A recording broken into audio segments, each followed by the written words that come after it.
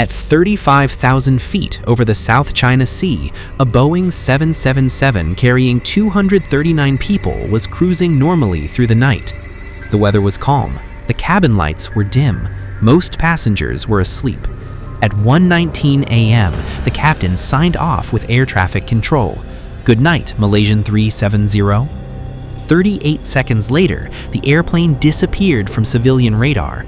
No distress call, no emergency code, no warning.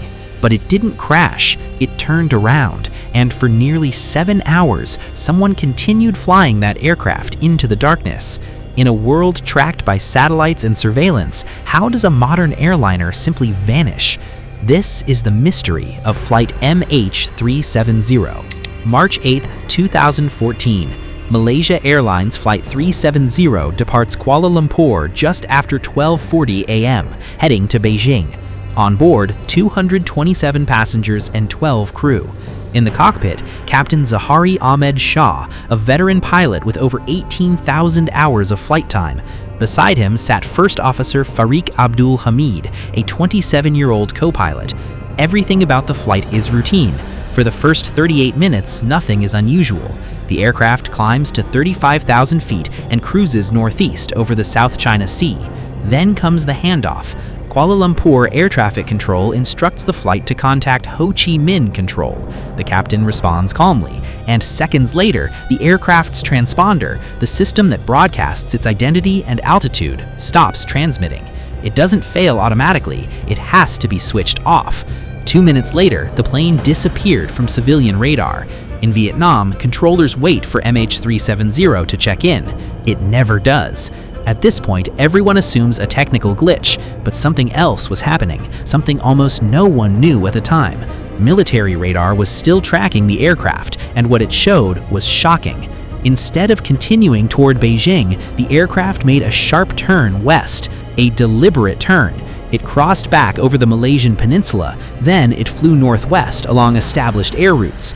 This wasn't random drifting, this wasn't turbulence. The path suggests controlled navigation.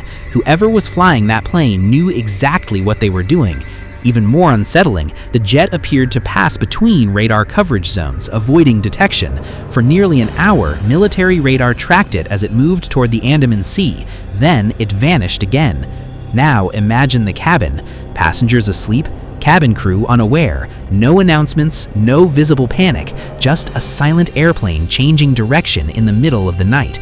But the aircraft wasn't done flying, because although radar contact was lost, something else was still listening.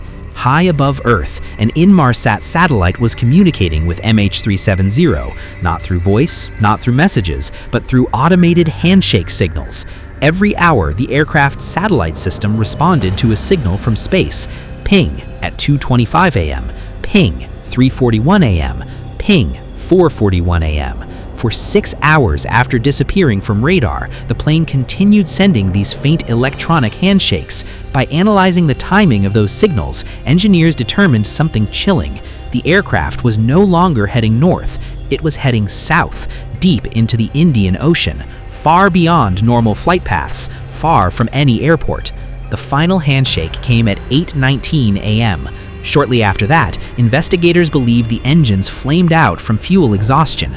The aircraft likely descended into one of the most remote stretches of ocean on Earth, and then silence.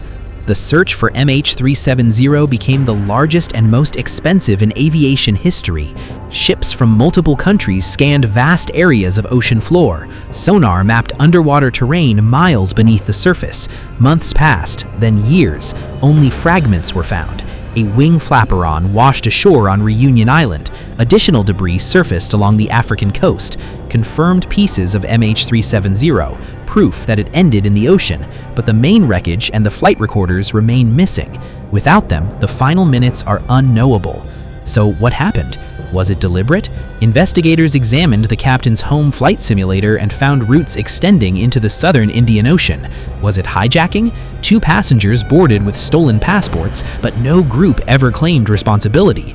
Was it catastrophic failure? If so, why the deliberate turn? Why the continued controlled flight? Each theory explains part of the story, none explain all of it, and That uncertainty is what makes MH370 so haunting, because this wasn't an explosion, this wasn't a visible disaster, it was controlled silence. Somewhere beneath miles of dark water, the answers still wait. 239 people boarded that flight expecting to land in Beijing. Instead, they became part of one of aviation's greatest mysteries. If this story made you think, I'd like to hear your perspective. What do you believe happened that night? Share your theory in the comments. And if you want more deep dive aviation documentaries like this one, subscribe and turn on notifications, because some mysteries may fade with time, but this one still echoes across the ocean.